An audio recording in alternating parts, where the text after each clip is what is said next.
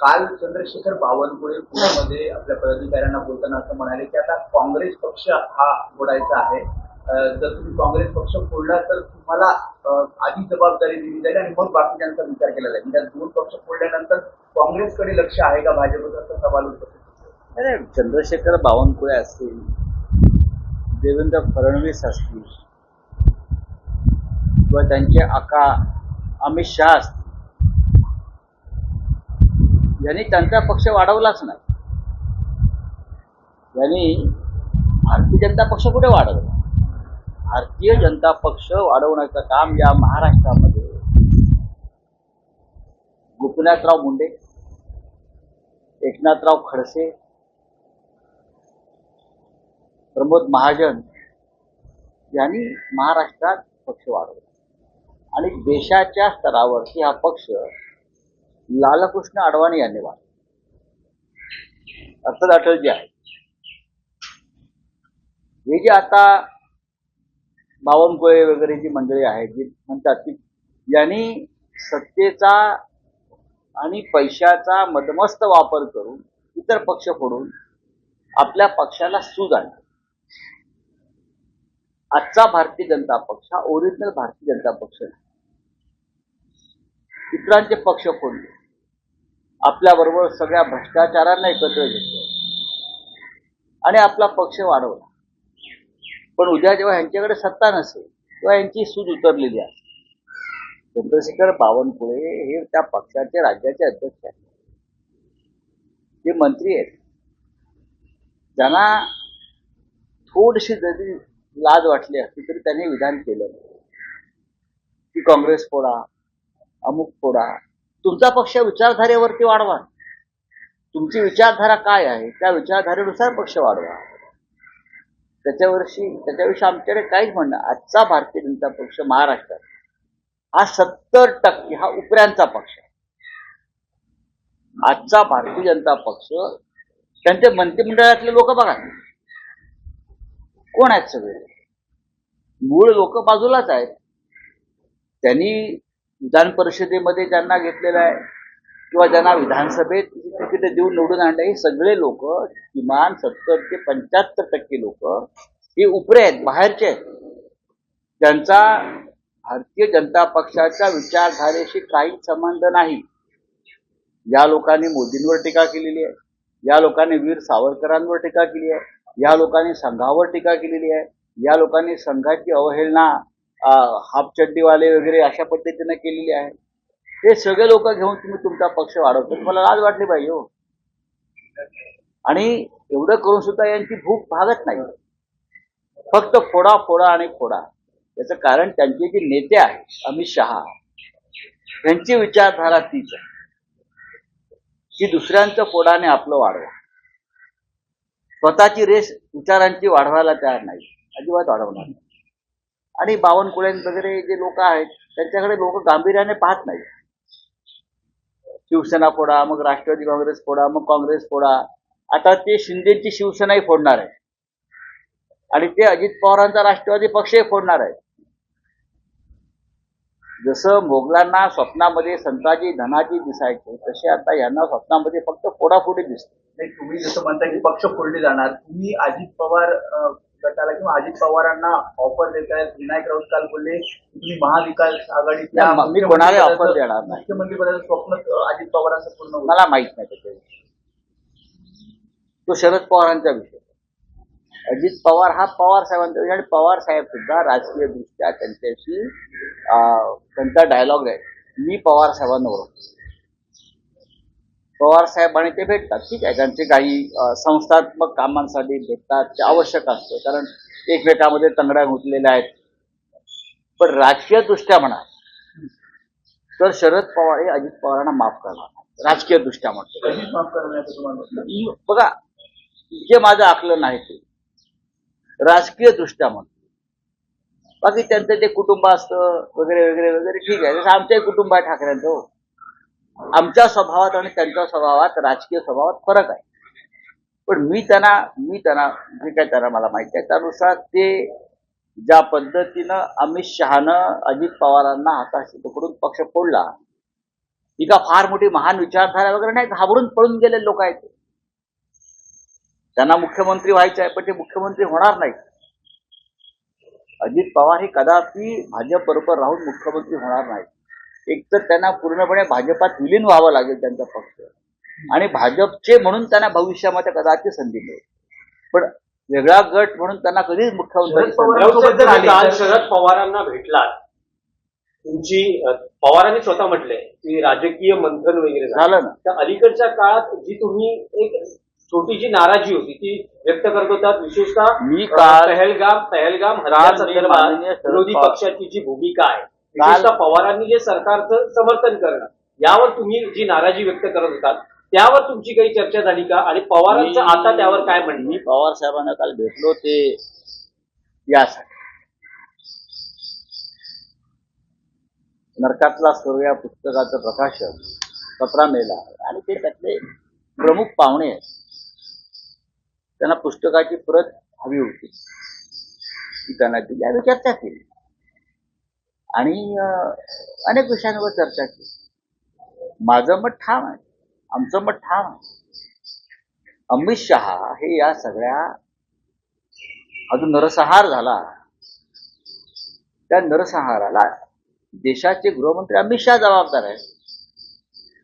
सरकारला पाठिंबा देणं संकटकाळी म्हणजे या नरसंहाराला जबाबदार असणाऱ्यांना पाठिंबा देणं असं होत नाही, हे माझं मत आहे. त्यांच्याशी मी चर्चा केली नाही, पण तुमच्या चर्चेनंतर शरद पवारांचं आता या पहलगाम हल्ल्यासंदर्भात जी सरकारची भूमिका आहे त्यावर मत बदलू शकतं का?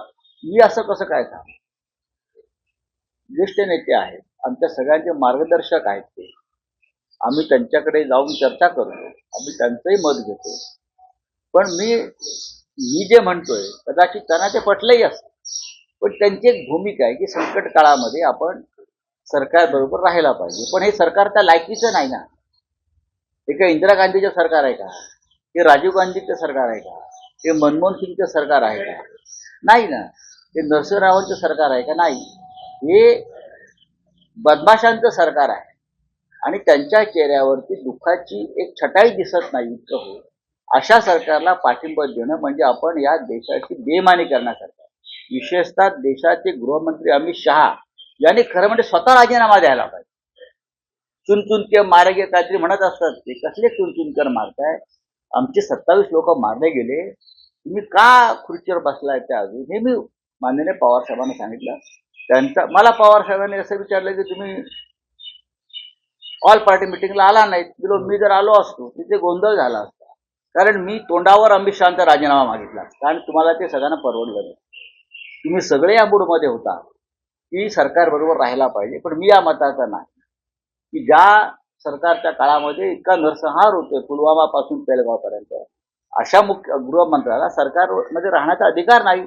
त्यांचा राजीनामा मागण्याची जर मी उभा राहिलो असतो तर तुमची पोझिशन ऑकवर्ड झाली आहे. म्हणजे पुढच्या संसदेच्या अधिवेशनात शिवसेना उद्धव बाळासाहेब ठाकरे हा पक्ष सभागृहात अमित शहाच्या राजीनाम्याची मागणी करणार. आताही मागतो, सभागृहात मागू.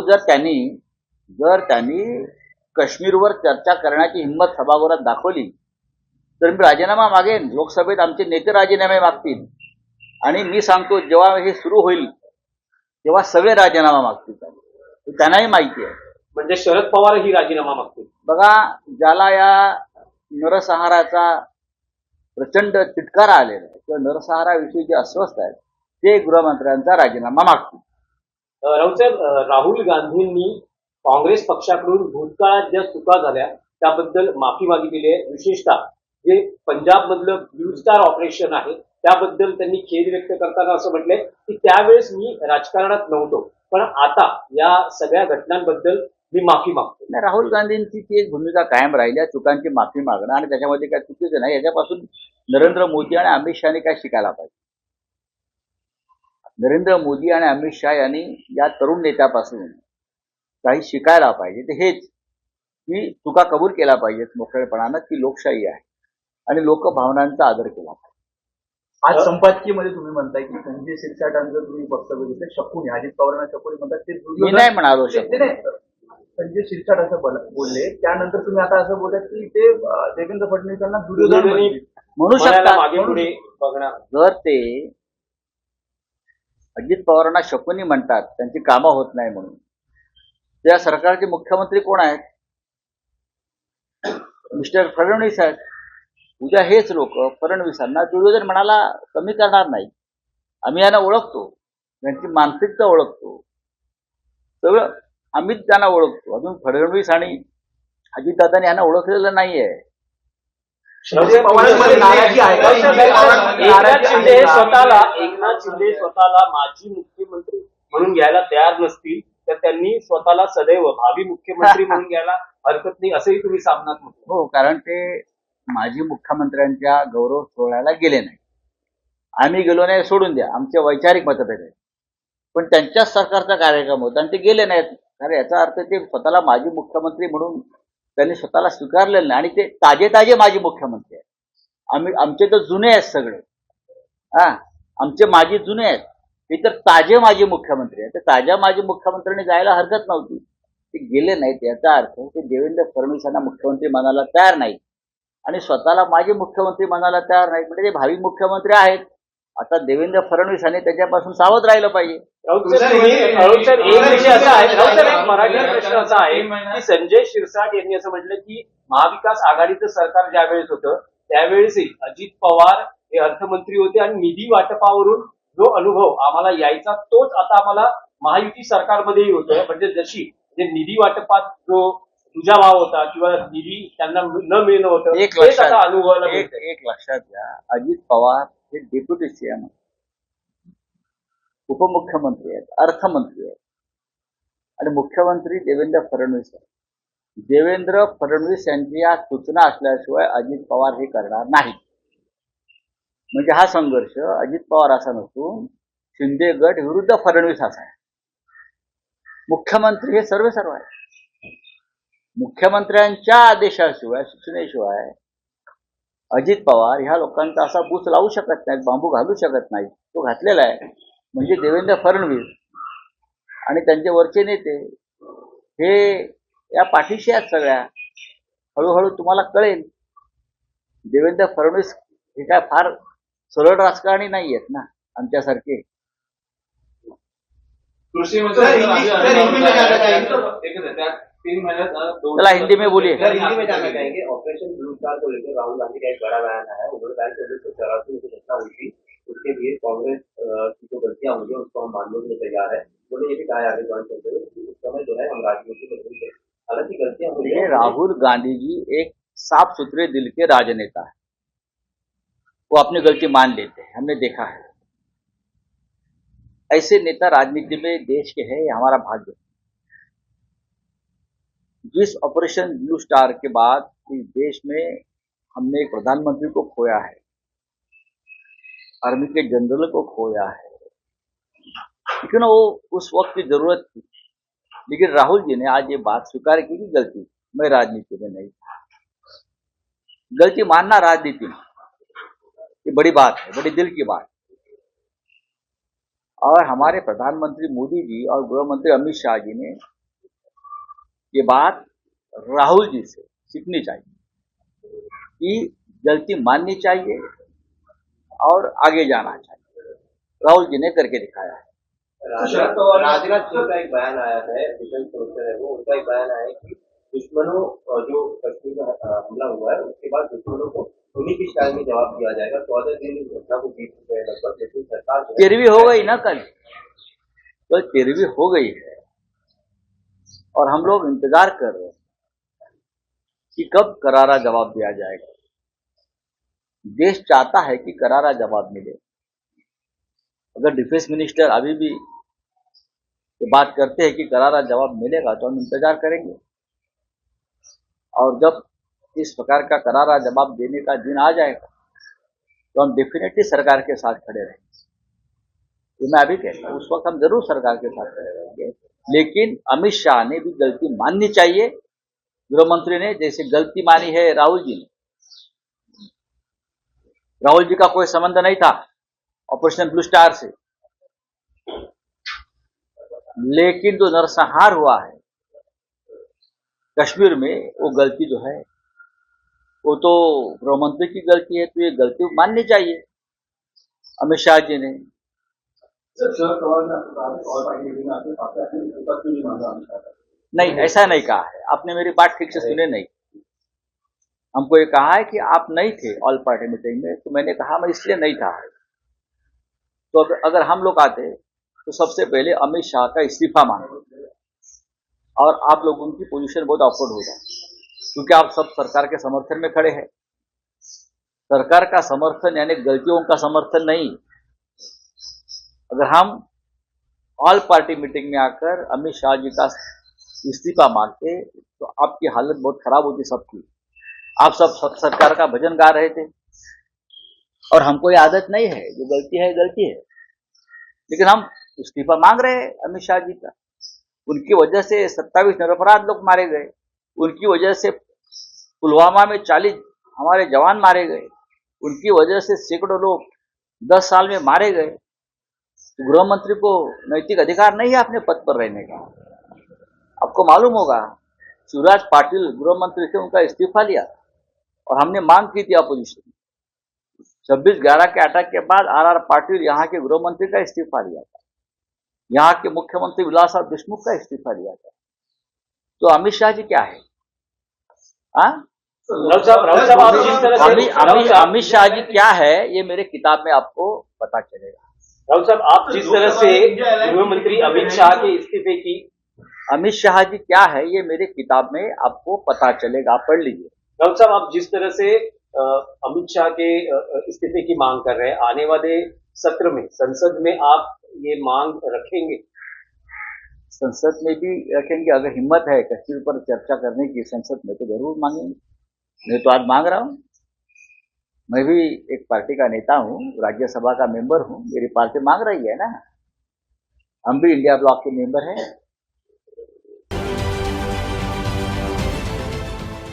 देश विदेशातील प्रत्येक घडामोडींचे लाईव्ह अपडेट मिळवण्यासाठी आता साम टीव्हीच्या सर्व सोशल मीडिया प्लॅटफॉर्मला लाईक, फॉलो आणि सबस्क्राईब करा। तसंच सर्व नोटिफिकेशनसाठी बेल आयकॉन प्रेस करायला विसरू नका।